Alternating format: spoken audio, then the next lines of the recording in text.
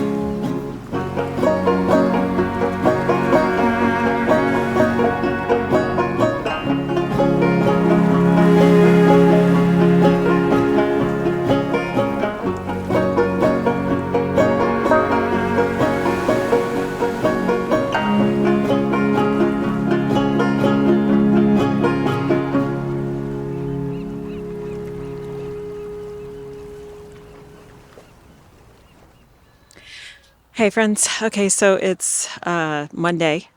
So on Saturday I did a lot of garden clean out. I did a ton of transplanting that I didn't even film in the cottage garden. And then yesterday Mike and I went for a hike for a few hours. Just needed to get some mental space from the horrible stuff in the world right now.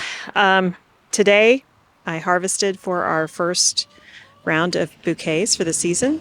And you just saw me put together those bouquets. They're going to be mason jars this week because a lot of the stems on the spring flowers are kind of short and it's just better that way. So, but that's going to be it for me. I don't really have a lot in me to create a lot of content right now. So hopefully you're okay with a quiet video with some music. Sending lots of love and prayers to everybody involved in this horrible war that the United States and Israel started in Iran and the Middle East. Yeah. It, the worst part is, the people in power who start these wars, they're not the ones that die. I mean, the Khomeini is dead, but it's the soldiers, it's the citizens, it's the children who die. Okay, sending a whole lot of love out into the universe to all of you. And I hope you can find some peace and beauty in your life amidst all the chaos. Lots of love to you. I'll see you in the next one. Bye.